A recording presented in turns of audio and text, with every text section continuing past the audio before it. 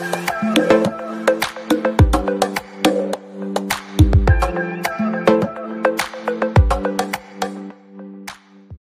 Friends, ഇന്ന് ഞാൻ വന്നിട്ടുള്ളത് ഒരു അച്ചാറിന്റെ റെസിപ്പിയും കൊണ്ടാണ്. ഇത് ഇൻസ്റ്റന്റ് ആയിട്ടുള്ള ഒരു അച്ചാറാണ് കേട്ടോ. സാധാരണ അച്ചാർ ഇട്ട് കഴിഞ്ഞാൽ ഒരാഴ്ച കഴിഞ്ഞിട്ടേ നമ്മളത് കഴിച്ചു തുടങ്ങുള്ളൂ. ഈ അച്ചാർ നമ്മൾ ഉണ്ടാക്കിയ അന്ന് മുതൽ തന്നെ നമുക്ക് കഴിച്ചു തുടങ്ങാൻ പറ്റും. അപ്പോൾ ഈ ഇൻസ്റ്റന്റ് ആയിട്ടുള്ള അച്ചാർ ഞാൻ മാങ്ങയും അതുപോലെ ഈത്തപ്പഴം കൂടെ വെച്ചിട്ട് ചെയ്യുന്ന ഒരു അച്ചാറാണ്. നല്ല ടേസ്റ്റി ആയിട്ടുള്ള ഒരു അച്ചാറാണിത്. അപ്പോൾ വളരെ ഈസി ആയിട്ട് തന്നെ നമുക്ക് ചെയ്തെടുക്കാൻ പറ്റുന്ന ഒരു അച്ചാറാണിത്, മാംഗോ ഡേറ്റ്സ് പിക്കിള്. അപ്പോൾ ഇതെങ്ങനെ ചെയ്യുന്നത് നോക്കാം. ഈ അച്ചാർ ഉണ്ടാക്കാനായിട്ട് ഞാനൊരു ചട്ടി അടുപ്പത്ത് വെച്ചിട്ടുണ്ട്. ഏതെങ്കിലും ഒരു പാത്രത്തിൽ നിങ്ങൾ ഉണ്ടാക്കുന്ന ഒരു പാത്രം എടുത്ത് വെക്കുക. ഇതിലേക്ക് ഞാൻ 4 ടേബിൾ സ്പൂൺ ഓയിലാണ് ഒഴിക്കുന്നത്. അപ്പോൾ ഓയിൽ തന്നെ വേണം നിർബന്ധമില്ല, നല്ലെണ്ണ യൂസ് ചെയ്യുക. സാധാരണ അച്ചാർ ഉണ്ടാക്കുമ്പോൾ നല്ലെണ്ണയിലാണ് നമ്മൾ ചെയ്യാറുള്ളത്. അപ്പോൾ ഇത് നമ്മൾ അപ്പം തന്നെ കഴിക്കുന്ന അച്ചാറായതുകൊണ്ട് കേടുവരാനൊന്നും ബാക്കി ഉണ്ടാവില്ല. അപ്പോൾ ഞാൻ ഓയിലിലാണിത് ചെയ്തെടുക്കുന്നത്. ഇതിൽ ഓയിൽ ചൂടാകുന്ന സമയത്ത് നമുക്ക് 1 ടീസ്പൂൺ കടുക് ഇട്ട് കൊടുക്കാം. അപ്പോൾ ഈ കടുക് പൊട്ടുന്ന സമയമാണ് നമുക്ക് ഉലുവ ചേർത്ത് കൊടുക്കേണ്ടത്. രണ്ടും ഒരുമിച്ചിടരുത്. കടുക് പൊട്ടിയിട്ടുണ്ട്. ഇതിലേക്ക് 1/2 ടീസ്പൂൺ ഉലുവയും കൂടെ ചേർത്ത് കൊടുക്കുക. ഈ ഉലുവയും കടുകും പൊട്ടുന്ന സമയത്ത് തന്നെ നല്ലൊരു അച്ചാറിൻ്റെ സ്മെല്ലാണ് നമുക്ക് കിട്ടുക കേട്ടോ. ഇതിലേക്ക് ഇഞ്ചി വെളുത്തുള്ളി ചതച്ചത് ഞാൻ 2 ടേബിൾ സ്പൂൺ ചേർത്ത് കൊടുക്കുന്നുണ്ട്. അപ്പോൾ ഇത് ചെറുതായിട്ട് നിങ്ങൾ അരിഞ്ഞെടുത്താൽ മതി, ഇല്ലെങ്കിൽ ഇതുപോലെ ചതച്ചെടുത്താലും മതി. ചതച്ചെടുക്കണമെങ്കിൽ കൂടുതൽ അതിനൊരു സ്മെല്ലുണ്ട് നമ്മൾ അരിഞ്ഞെടുക്കുന്നേക്കാളും. നന്നായിട്ടൊന്ന് മൂപ്പിച്ചെടുക്കുക. ഈ സമയം നിങ്ങൾക്ക് കറിവേപ്പില വേണമെങ്കിൽ ചേർത്ത് കൊടുക്കാം കേട്ടോ.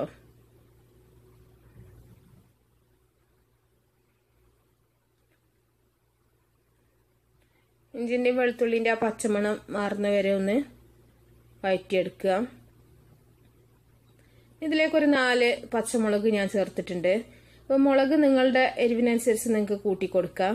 ചിലർ നല്ല സ്പൈസി ആയിട്ട് കഴിക്കുന്ന ആൾക്കാരുണ്ടാവും. അങ്ങനത്തെ ആൾക്കാരാവുമ്പോൾ അവർക്ക് നല്ലോണം മുളകൊക്കെ കൂടുതൽ ചേർത്ത് കൊടുക്കാം. ഈ അച്ചാറിൻ്റെ ടേസ്റ്റ് എന്ന് പറഞ്ഞാൽ കുറച്ച് എരിവും മധുരം പുളിയെല്ലാം ഒന്നിച്ചുള്ളൊരു നല്ലൊരു അച്ചാറാണ് കേട്ടോ. ഇനി ഇതിലേക്ക് നമുക്ക് ചെറുതാക്കി അരിഞ്ഞു വെച്ചിട്ടുള്ള ഒരു 4 മാങ്ങയാണ് ഞാൻ. 4 മാങ്ങ, ഒരു മീഡിയം സൈസുള്ള ഒരു 4 മാങ്ങയാണ് എടുത്തിട്ടുള്ളത്. അത് ചെറുതായിട്ട് അരിഞ്ഞു വെച്ചിട്ടുള്ളതാണ്. ഇതും കൂടെ നമുക്ക് ചേർത്ത് കൊടുക്കാം.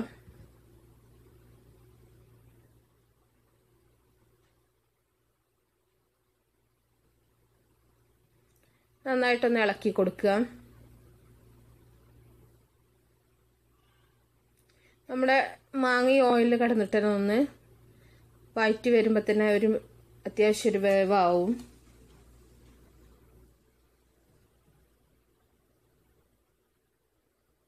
നന്നായിട്ട് ഇളക്കി മിക്സ് ചെയ്യാം. ഇപ്പം മാങ്ങൻ്റെയൊക്കെ സീസൺ ആണല്ലോ. ഇതിലേക്കൊരു 7 ഈന്തപ്പഴമാണ് കുരു കളഞ്ഞിട്ടൊന്ന് ചെറുതാക്കി അരിഞ്ഞെടുത്തിട്ടുണ്ട്. ഇതും കൂടെ ഇട്ട് കൊടുക്കുക. മധുരം മുന്നിട്ട് നിൽക്കണ്ട. അപ്പോൾ ഒരു 7 എണ്ണം മതി നമുക്കൊരു 4 മാങ്ങക്ക്. ഇപ്പം ചെറുതായിട്ടൊരു സ്വീറ്റും എല്ലാം കൂടെ വേണമെന്നുള്ളതിനാണ്. ഇപ്പോൾ മാങ്ങൻ്റെ ടൈമാണ്, എല്ലാവർക്കും ചെയ്ത് നോക്കാൻ പറ്റിയ നല്ലൊരു റെസിപ്പിയാണിത്. എന്നിട്ട് നന്നായിട്ടൊന്ന് മിക്സ് ചെയ്യാം.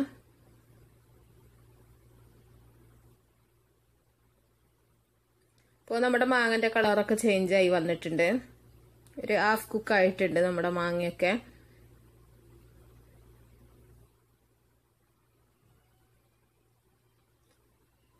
ഇനി ഇതിലേക്ക് നമുക്ക് അച്ചാർ പൊടിയാണ് ചേർത്ത് കൊടുക്കാനുള്ളത്. ഒരു 2 ടേബിൾ സ്പൂൺ അച്ചാർ പൗഡറാണ് ഞാൻ ചേർക്കുന്നത്. അപ്പോൾ ഈ അച്ചാർ പൊടി ഇല്ലെങ്കിൽ നിങ്ങൾ മുളക് പൊടി ചേർത്താൽ മതി. മുളക് പൊടി ചേർത്താലും നല്ല ടേസ്റ്റ് തന്നെയാണ് ഈ അച്ചാർ. പക്ഷേ കുറച്ചുകൂടെ അച്ചാർ പൊടി ചേർക്കുമ്പോൾ കുറച്ചും കൂടെ നല്ലൊരു ടേസ്റ്റ് ആയിരിക്കും എന്ന് മാത്രം. അപ്പോൾ ഞാൻ 2 ടേബിൾ സ്പൂൺ അച്ചാർ പൊടി ചേർത്തിട്ടുണ്ട്. ശരിക്കും പറഞ്ഞാൽ അച്ചാർ ഉണ്ടാക്കുന്ന സമയം തന്നെ നമുക്ക് വായിൽ വെള്ളം വരും, അതിൻ്റെ ഒരു സ്മെല്ല്.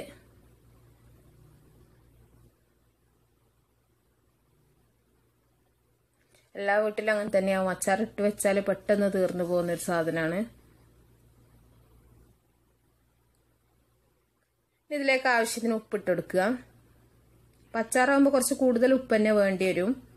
നമ്മൾ വിനാഗിരിയൊക്കെ ചേർക്കുന്ന സമയത്ത് ഉപ്പ് കുറച്ച് കുറവ് തന്നെ ആയിരിക്കും. അപ്പോൾ ആ സമയത്ത് ലാസ്റ്റ് വേണമെങ്കിൽ നോക്കിയിട്ട് പിന്നെ നമുക്ക് വേണമെങ്കിൽ ആഡ് ചെയ്യാം. അപ്പോൾ ഇപ്പോൾ ഒരു അത്യാവശ്യത്തിന് നിങ്ങൾ ഇട്ട് കൊടുക്കുക. നന്നായിട്ടൊന്ന് മിക്സ് ചെയ്യാം. ഈന്തപ്പഴം ഉള്ളതുകൊണ്ടാണ് കുറച്ചിങ്ങനെ കട്ടിയായിട്ട് നിൽക്കുന്നത്.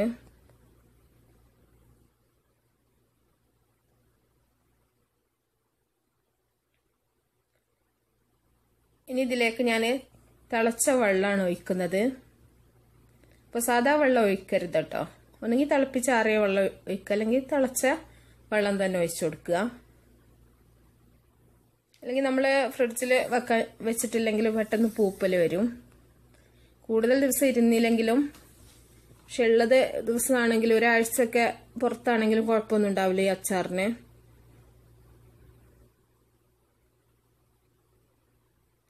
നന്നായിട്ട് തിളച്ചിട്ടുണ്ട്.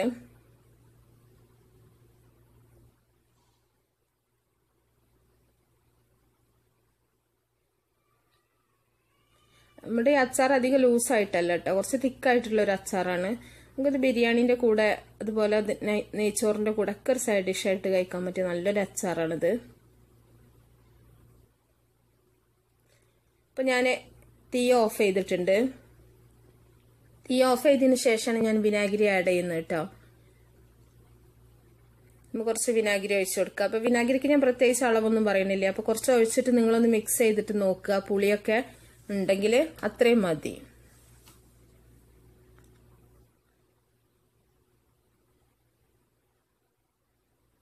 വിനാഗിരിയും കൂടെ ആഡ് ചെയ്തിട്ട് നന്നായിട്ടൊന്ന് മിക്സ് ചെയ്യാം.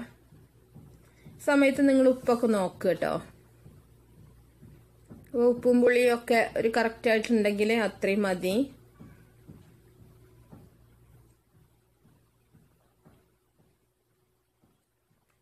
അപ്പോൾ നമ്മുടെ അച്ചാർ റെഡി ആയിട്ടുണ്ട്. ഇനി ഇതിലേക്ക് നമുക്ക് ഒരു പിഞ്ച് പഞ്ചസാരയും കൂടെ ചേർത്ത് കൊടുക്കണം. അപ്പോൾ നമ്മൾ പഞ്ചസാര ചേർക്കുന്നത് നമ്മുടെ അച്ചാറിന്റെ എരിവും പുളിയൊക്കെ ഒന്ന് ബാലൻസ് ചെയ്യാൻ വേണ്ടിയിട്ടാണ്. അപ്പോൾ ഇത്രയും ഒരു തിക്കായിട്ട് തന്നെയാണ് ഞാൻ എടുത്തിട്ടുള്ളത്. ഒരു പിഞ്ച്, ഒരു 1/4 ടീസ്പൂൺ പഞ്ചസാര ഇട്ട് കൊടുത്താൽ മതി. പഞ്ചസാരയും കൂടെ ഇട്ടിട്ട് നന്നായിട്ടൊന്ന് മിക്സ് ചെയ്യാം. ഈ പഞ്ചസാരയും കൂടെ എപ്പോഴും അച്ചാർ ചെയ്യണമെങ്കിലും ലാസ്റ്റ് ഒരു 1/4 ടീസ്പൂൺ പഞ്ചസാര ചേർത്ത് കൊടുക്കുക. അപ്പൊ എരിവും പുളിയും എല്ലാം ഒന്ന് ബാലൻസ് ആയി കിട്ടും. ഇത് ശരിക്കും ഒരു ടിപ്പാണ് കേട്ടോ അച്ചാർ ഉണ്ടാക്കുന്ന സമയത്ത്. അപ്പോൾ നമ്മുടെ ഇൻസ്റ്റന്റ് ആയിട്ടുള്ള ഈ അച്ചാർ റെഡി ആയിട്ടുണ്ട്. ഇത് നമുക്ക് ഇട്ട സമയം മുതൽ തന്നെ കഴിച്ചു തുടങ്ങാൻ പറ്റും. നമ്മുടെ മാങ്ങയൊക്കെ വെന്തിട്ടുണ്ട്. അപ്പോൾ നല്ല ടേസ്റ്റി ആയിട്ടുള്ള ഒരു അച്ചാറാണത്. എല്ലാവരും ഉണ്ടാക്കി നോക്കണം.